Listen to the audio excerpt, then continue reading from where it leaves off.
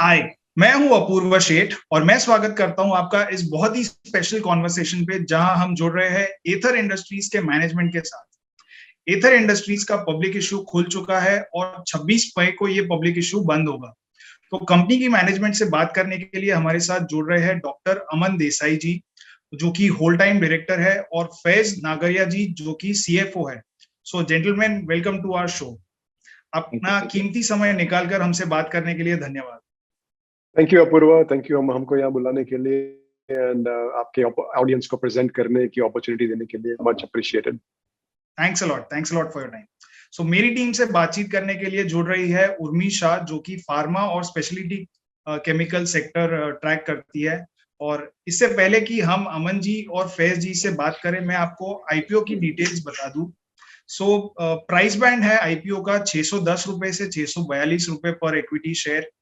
Issue already खुल चुका है 24 मई को। इशू बंद होगा 26 मई को। और मिनिमम बिड लॉट है 23 इक्विटी शेयर्स की। अप्रोक्सीमेटली आईपीओ साइज 808 करोड़ रुपए का है। इसमें 627 करोड़ फ्रेश इशुएंस है और 181 करोड़ का ओएफएस है। आईपीओ प्रोसीड्स यूज होगी मोटा मोटी 4 जगह पे। इसमें सबसे पहली है एक्सपांशन ऑफ कैपेसिटी, जो कि लगभग 163 करोड़ यहाँ पे यूटिलाइज होंगे। रिडक्शन ऑफ डेट के लिए लगभग 138 करोड़ ईयरमार्क किए गए हैं।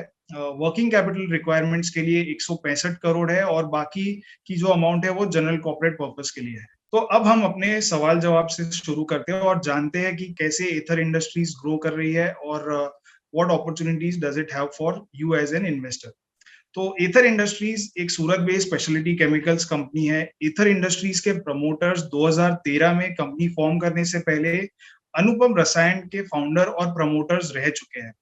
2013 में एग्जिट लेने के बाद इन्होंने एथर इंडस्ट्रीज की शुरुआत की और लगभग 3 साल रिसर्च एंड डेवलपमेंट पे फोकस करके फिर प्रोडक्शन स्टार्ट किया। तो मैं अमन जी से रिक्वेस्ट करूंगा कि कंपनी के प्रमोटर्स की जो स्ट्रैटेजी है उसके बारे में हमारे व्यूअर्स को बताएं। And right from the days of Anupam Rasayan, what were the major learnings from it. तो इसके बारे में हमारे व्यूअर्स को कुछ बताइए। या थैंक यू अपूर्वा, काफी अच्छा स्टार्टिंग क्वेश्चन है। बेसिकली हम 100% फैमिली ओन्ड कंपनी है एथर इंडस्ट्रीज बिफोर द लिस्टिंग। हमारे फादर जो है अश्विन देसाई, वो यूडीसीटी केमिकल इंजीनियर रहे हैं 1974 के।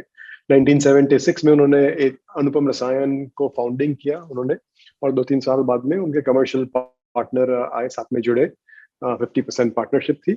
हमारे फादर चेयरमैन और मैनेजिंग डायरेक्टर थे और टेक्निकल डायरेक्टर थे 2012 तक, जब भी उन्होंने फुल्ली एग्जिट किया कंपनी को।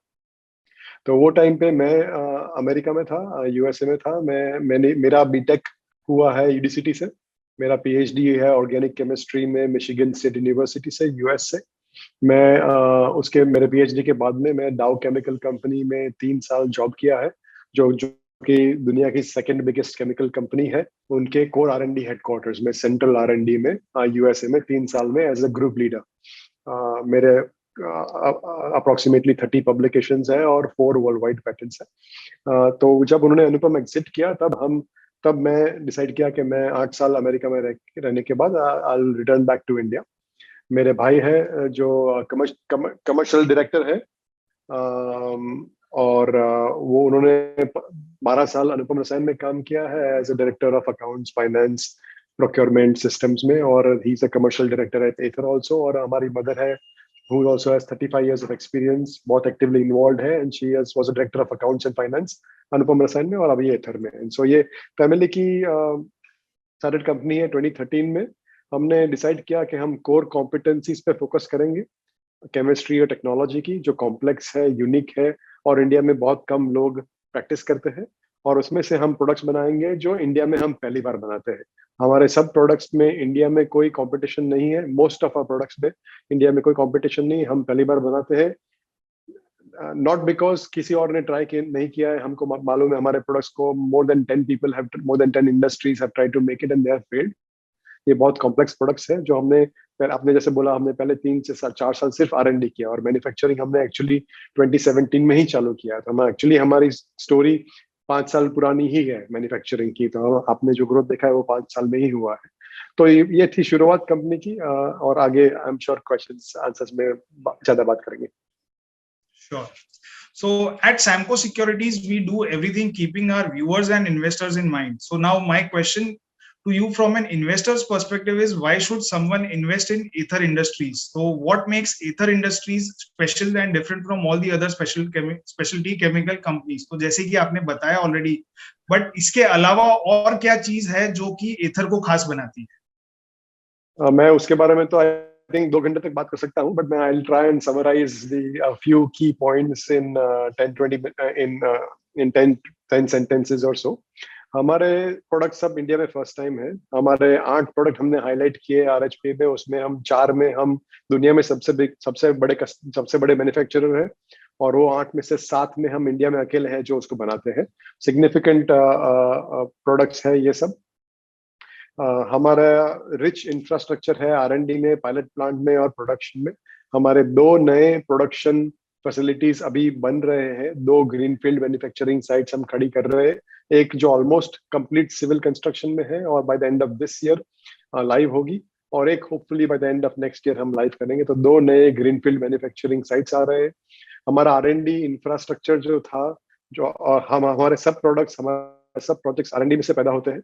तो हमारा जो R&D इंफ्रास्ट्रक्चर था 2 हफ्ते पहले हमने डबल कर दिया है ऑलरेडी, और हम नेक्स्ट 2 महीने में हम उसको ट्रिपल करने वाले हैं. हमने पायलट प्लांट को लास्ट 6 मंथ्स में ट्रिपल कैपेसिटी किया है.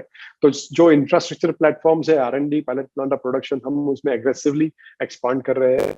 हमने एक और लैंड बैंक ले लिया है पानोली GIDC में, जो 1,26,000 स्क्वायर मीटर है, which is 12 times our current land bank for production. तो अभी जो 2 नई ग्रीनफील्ड मैन्युफैक्चरिंग साइट्स आ रही है, वो 1.5x एक्सपांशन क्रिएट करेगी हमारी एग्जिस्टिंग प्रोडक्शन से. और हमने 12 टाइम ज्यादा लैंड बैंक ले लिया है इवन सब्सिक्वेंट प्रोडक्शन एक्सपांशन के लिए. हमारे 3 बिजनेस मॉडल्स है, large scale manufacturing, contract research, contract manufacturing, और तीनों सक्सेसफुल है. हमारे प्रोडक्ट की applications pharmaceuticals, agrochemicals, material sciences, coatings, additives, सब पूरे इंडस्ट्री स्पेक्ट्रम में है. हमारे प्रोडक्ट्स के बारे में बात करेंगे तो हमारा एवरेज प्राइस पर किलो 1440 रुपया पर किलो है हमारे एवरेज प्राइस में. आप रेगुलर स्पेशलिटी केमिकल्स देखेंगे, कोई भी कंपनी से कंपेयर करेंगे तो उनके average price per kilo, blended price per kilo will be 400 से 700 रुपए पर किलो. हमारा अभी 1440 रुपया पर किलो है. ये साल में हम 5 नए प्रोडक्ट्स लॉन्च कर रहे हैं नए ग्रीनफील्ड प्रोडक्शन साइट में, उससे ये एवरेज प्राइस पर किलो और भी बढ़ेगा. हम प्रमोटर फैमिली में टेक्नो कमर्शियल एक्सीलेंस है, हम प्रमोटर फैमिली से ड्राइव करते हैं. हमारे 700 स्टाफ है हमारा एथर में, अभी 700 प्लस. उसका एवरेज एज 32 इयर्स है. और हमारे पास 3 बहुत ही शानदार एक्सपर्ट ग्लोबल टेक्नोलॉजी और बिजनेस डेवलपमेंट टीम है अमेरिका में और यूरोप में.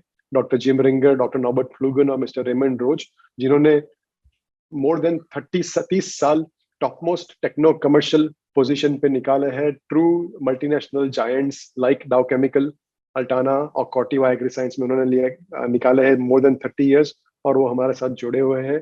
तो ये होपफुली 12-15 सेंटेंस थे जो डिफरेंशिएशन क्रिएट करे पास्ट का, करंट का और फ्यूचर का हमारे इन्वेस्टरों के लिए. मेरा एक सवाल है, आपने R&D पे बात की यहाँ पे, तो what is the R&D as a percentage of your sales, what is the percentage that you spend on R&D? Yeah, it's 5.4% of our annual revenues. तो 5.5% हम एनुअल रेवेन्यूज के R&D में स्पेंड कर रहे हैं अभी, और हमारा एज गोल ये है कि ये परसेंटेज सिमिलर रहेगा. सो ये एक्सपेंडिचर और भी बढ़ेगा, और ये 5.5% R&D expenditure of the annual revenues काफी डिफरेंशिएशन है और सब केमिकल कंपनीज में हमारे लेवल पे. तो ये आपको दिखाता है कि कंपनी R&D ड्रिवन है, R&D हमारा बेस है. So another question, sir, that Aether has seen a phenomenal growth of a CAGR of approximately 50% in revenue and profits. So what do you think are the key growth drivers for the next 2 to 5 years, which will yield growth in revenue, gross profit margin, and operating leverage in the coming 2 to 5 years? That's a great question, Urmi. At Aether Industries, we are looking to maintain the growth that we have seen in the last 4-5 years in the next coming. That will be हमारे जो नए greenfield production sites आ रही है, जिसमें हम कुल मिला के almost 500 करोड़ के आजू बाजू कैपेक्स कर रहे हैं 2 अलग ग्रीनफील्ड मैन्युफैक्चरिंग साइट में. हमने एक और लैंड बैंक ले ली है पानोली जी करंट प्रोडक्शन साइड से। हम R&D एक्सपांड कर रहे हैं और कॉन्ट्रैक्ट मैन्युफैक्चरिंग एक्टिविटीज और कॉन्ट्रैक्ट रिसर्च और कॉन्ट्रैक्ट मैन्युफैक्चरिंग एक्टिविटीज जो है हमारी, जो अभी 30% कंट्रीब्यूटर है बिजनेस मॉडल की ओवरऑल रेवेन्यूज में, वो हम एक्सपेक्ट कर रहे हैं और कॉन्शियसली पुश कर रहे हैं कि वो इक्वलाइज हुए large scale manufacturing business model में। आप हमारा क्रैम्स बिजनेस मॉडल देखेंगे तो वो लास्ट 2 साल में भी बढ़ा हुआ है इन टर्म्स ऑफ एलोकेशन हमारे ओवरऑल रेवेन्यूज में। और ये पेंडेमिक बड़ी मल्टीनेशनल्स एक्सटर्नल रिसर्च प्रोग्राम पहले निकालते हैं, तो हम अभी पोस्ट पेंडेमिक दुनिया में, कोविड के बाद की दुनिया में दुनिया बहुत खुल रही है and we are expecting to see a huge influx of project opportunities in the CRAMS contract research contract manufacturing business model, जहां पे हम इनोवेटर कंपनीज के साथ में उनके पाइपलाइन मॉलिक्यूल्स और लॉन्च मॉलिक्यूल्स में काम करते हैं जो पेटेंटेड मॉलिक्यूल्स है, जो हम उनको फर्स्ट किलोग्राम रिक्वायरमेंट से कमर्शलाइजेशन में पार्टनरशिप करते हैं। और अब आप हमारा RHP देखेंगे तो उसमें हमारा कस्टमर लिस्ट देखेंगे तो ये कस्टमर लिस्ट आप देखेंगे तो ये एक्चुअली हमारे कस्टमर्स जो है उन्होंने जिन्होंने हमको कंसेंट दिया है।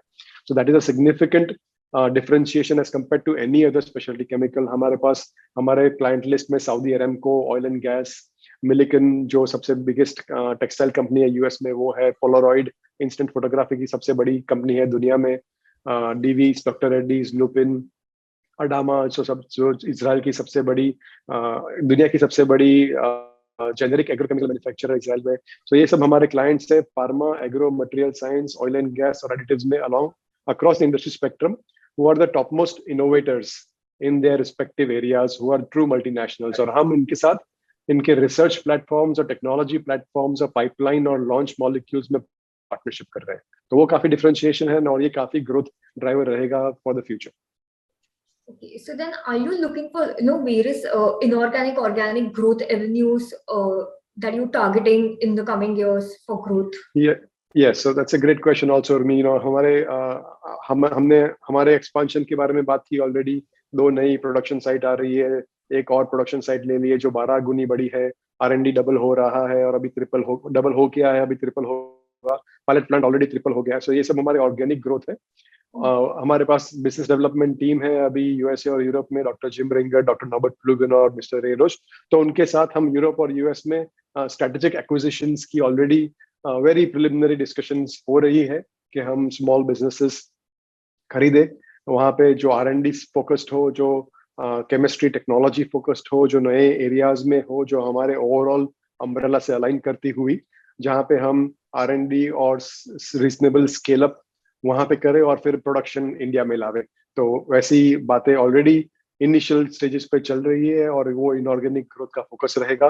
स्पेशली अभी हम 13% डाइल्यूट कर रहे हैं, तो as per SEBI regulations total 25% dilute करना है 3 साल में। तो 3 साल में हम और 12% ऑलमोस्ट एन इक्विवेलेंट अमाउंट का पब्लिक ऑफरिंग लाएंगे। तो वो टाइम पे भी ये स्ट्रेटेजिक एक्विजिशंस और इनऑर्गेनिक ग्रोथ की बात हम डेफिनेटली कंसिडर करेंगे। Okay, and one more thing, आपने RHP में लिखा था कि आपका रॉ मटेरियल काफी चाइना या यूरोप से आता है, तो ये जो यूरोप का वॉर हुआ या चाइना में लॉकडाउन हुआ, उससे आपको कुछ इम्पैक्ट आया है और क्या % था जो आपका रेवेन्यू इन दोनों एरिया से आता था? हमारी जो टोटल परचेस रिक्वायरमेंट है उसका सिर्फ 40 to 45% हम इंपोर्ट करते हैं, बाकी का हम डोमेस्टिकली प्रोक्योर करते हैं, और उसमें भी चाइना का पोर्शन सिर्फ 20% है। और जो चाइना से हमारा प्रोडक्ट आता है वो एक ही मेन प्रोडक्ट आता है, बाकी के जो प्रोडक्ट इंपोर्टर है वो यूरोप से आ रहे हैं या जापान से आ रहे हैं। और यूरोप से जो आ रहे हैं वहाँ कहीं से भी यूक्रेन या रसिया से हमारा कोई कनेक्शन नहीं है। और जो लास्ट लॉकडाउन हुआ था तो हमारा, अगर आप देखेंगे RHP में भी हमने बताया कि हमारा raw material inventory cycle is quite high. That is because हम लोग हमारा रॉ मटेरियल इन्वेंट्री 4 से 6 महीने के लिए रखते हैं ज्यादा, ताकि ये जो कभी भी कोई ऐसी कोई स्थिति आती है या तो हमारे कस्टमर्स की डिमांड ज्यादा हो जाती है तो हम उसको टैकल कर सकें। तो वही हमको ये जो हमारे 4 to 6 मंथ्स की इन्वेंट्री रखने की जो हमारी प्रैक्टिस है उसने हमको हेल्प किया था during the lockdown also. And अभी भी जो अगर कुछ प्रॉब्लम्स आए थे because of Ukraine war, we didn't face much problem, लेकिन कहीं पे कुछ डिले हुआ था तो हमें कुछ भी इसका इम्पैक्ट नहीं पड़ा था। और हम लोग पूरे कोविड के सब फेजेस में हमारी फैक्ट्री 365 days चालू थी, there was no closure. So RHP में नंबर्स आपके दिसंबर 2021 तक थे, तो इसके बाद हमने देखा है कि क्रूड ऑयल प्राइसेस में काफी तेज रैली आई है, तो how does crude oil prices impact your profitability? Not much, because हमने पहले बताया कि हमारे स्पेशलिटी केमिकल्स काफी वैल्यू एडेड है, 1440 रुपये पर किलो का एवरेज प्राइस है। तो आप देखोगे तो कमोडिटीज होती है जो क्रूड ऑयल से डायरेक्टली लिंक्ड होती है, और एक्टिव्स होता है, उसके बीच में स्पेशलिटी केमिकल्स होती है। तो हमारे स्पेशलिटी केमिकल्स काफी एक्टिव्स के पास में है, काफी high value added speciality chemicals है, तो उसमें ये क्रूड ऑयल का इम्पैक्ट आते आते काफी डाइल्यूट होता है। और मोस्टली रॉ मटेरियल प्राइसेस जो बढ़े हुए हैं वो मोस्टली हम हमारे कस्टमर को पास ऑन कर सकते हैं। जो एनर्जी का कॉस्ट है, जो बेसिक ट्रीटमेंट का कॉस्ट है, वो पास नहीं कर सकते हैं, पर जो रॉ मटेरियल कॉस्ट इंक्रीज है वो हम बाय एंड लार्ज हमारे कस्टमर्स को ऑलरेडी पास कर चुके हैं। सो इसलिए हमारा इम्पैक्ट आप देखोगे तो बॉटम लाइन में तो लास्ट एक साल से जो क्रेजीनेस चल रहा है दुनिया में, उससे हमारा इम्पैक्ट बहुत कम हुआ है। So even for pharmaceutical space, जैसे अभी आपने कहा कि इम्पैक्ट कम होता है, बट उसका 63% कंट्रीब्यूशन है। और अगर हम देखें कि फार्मास्यूटिकल को अभी बहुत प्राइस इरोजन है, there is a pressure on pharma sector because of the price erosion in US markets as well as there is an inflated cost. तो is there any spillover effect that you are facing apart, like given in that अभी आप डीज को भी देख लो, उनका कम हो गया था अभी, they had an effect from there. So is there any demand effect that we are facing over here? No, because the price erosion is happening in the API front. And there's a lot of things जो API में active pharmaceutical ingredient और formulated drug में जो price erosion है और active pharmaceutical में जो price erosion है, वहां से हमारे product तक काफी buffer है। Similarly, crude oil से हमारे product तक काफी buffer है। तो commodity ये side है और active ये side है, और हम बीच में है कहीं towards the side of the active. So काफी बफर रहा है। हमारा एवरेज प्राइस पर किलो बहुत चेंज नहीं हुए हैं, इवन द लास्ट 3 साल से आप कंपेयर करेंगे हमारे इंडिविजुअल प्रोडक्ट्स में, तो बाय एंड लार्ज बहुत चेंज नहीं हुआ है। और डिमांड का there has been not much impact at all. हमारे प्रोडक्ट्स हम इंडिया में अकेले ही है जो ये प्रोडक्ट्स बनाते हैं, एंड सो वर्ल्ड वाइड अभी अगर इंडिया में अगर स्टेबल सोर्स है, स्टेबल पार्टनर है, तो India is the preferred destination अभी। If India can deliver cost में, time में, quality में और intellectual property protection में, तो India is preferred destination है दुनिया की अभी research, partnership, manufacturing की। and जो कंपनी differentiated है इंडिया में, like Aether Industries हमारी कंपनी, वो उनके पास ocean of opportunities है, दरिया है अभी काम का, and it is up to us now to make the most of this and to take this opportunity, और ये opportunity लेके growth करे, वो हमारे हाथ में है अभी, and we have to now perform. So, sir, you spoke about the 3 business models that we have, that Aether is into. So, which vertical has the highest margins, and how do you intend to scale it? हमारी जो 3 business sections है, उसमें large scale manufacturing का margin 27 से 29% के बीच में है। Contract manufacturing का भी अराउंड 28-29% है। लेकिन जो क्रैम्स वाला है हमारा, जो contract research and manufacturing services, उसके अंदर हमारे मार्जिन 70% प्लस है। और ये क्रैम्स बिजनेस मॉडल जो है वो R&D और पायलट प्लांट में काम करता है। जब प्रोडक्ट्स R&D और पायलट प्लांट से प्रोडक्शन में जाता है, तो वो हमारा एक्सक्लूसिव/कॉन्ट्रैक्ट मैन्युफैक्चरिंग बिजनेस मॉडल के बकेट में जाता है। तो ये जो कॉन्ट्रैक्ट रिसर्च और मैन्युफैक्चरिंग सर्विसेज का बिजनेस मॉडल है, जिसमें हमारे पास 70% मार्जिन है, about 8 to 9% contribution overall revenues का ये बिजनेस मॉडल से है, वो हम एग्रेसिवली एक्सपांड करना चाह रहे हैं और ऑलरेडी कर रहे हैं। And that is proven by the fact के 2 हफ्ते पहले हमने हमारा R&D इंफ्रास्ट्रक्चर ऑलरेडी डबल कर चुके हैं और वो कमीशन हो गया है, और नेक्स्ट 2 महीने में हम वो R&D इंफ्रास्ट्रक्चर ऑलमोस्ट ट्रिपल करने वाले हैं एक्सपांशन में। और लास्ट 4 से 6 महीने में previously we have tripled our pilot plant capacity, जो हम अब प्राउडली बोलते हैं कि हमारा दुनिया का सबसे one of the largest pilot plant of the world अभी हम बना चुके हैं। तो ये फोकस रहा है क्रैम्स बिजनेस मॉडल को, जो सबसे ज्यादा बॉटम लाइन जनरेटिंग है, उसको रैपिडली एक्सपांड करने के लिए। और अभी पोस्ट कोविड एरिया में, कोविड के बाद के टाइम में काफी सारी अपॉर्चुनिटीज आने वाली है दुनिया में से, बिकॉज वेस्टर्न कंपनीज अमेरिका और यूरोप में वो लोग मैन्युफैक्चर नहीं कर सकते हैं, वो लोग स्केल अप नहीं कर सकते हैं, because there is a lot of limitations for them, and innovators सब वहां पे ही है। and so they are looking for reliable partners. हम ऑलरेडी एक रिलायबल और प्रेफर्ड पार्टनर है ये सब मेजर मल्टीनेशनल कंपनीज की, और अभी India is the preferred destination over China if we can deliver. तो इसलिए ये काफी एक्सपांशन की हमारी अटेम्प्ट्स है ये business model. Okay, so when we spoke about freight charges not increasing, so we say that there is no impact of the increased freight charges as well on the market. Yes. So the our average price per kilo is 1440 rupees per kilo. तो उसमें freight charges का increase decrease होना बहुत महत्व नहीं रखता है. And so हमारे में बहुत कम impact है freight charges का, crude oil charges का, ये सब charges का है, but इतना सारा नहीं है कि कुछ significant हो. Coming to the last question is, I think the cash flow from operations as a percentage of EBITDA seems to be low. So is there any specific reason for that? The main reason is that we hold the inventories for a longer period of time, which is eating our cash flows from operations. If you see, that is the major impact, and there was also increase in the debtors in the quarter of December. The main factors are this, but these were all वो सब एक उस time के लिए था debtors वाला. बाकी debtors हमारे अभी प्रॉपर साइकिल में 90 डेज पे. इन्वेंटरी लेवल सबको हम 4 to 6 months अभी भी पकड़ के रखेंगे unless until we stabilize properly. So, and once the IPO is done, we will have cash with us and the loans will be repaid. We will be able to pay the creditors in time. Raw material inventories will be controlled. So cash flow from operations will be in proper line. So yeah, I think so that's all from our side.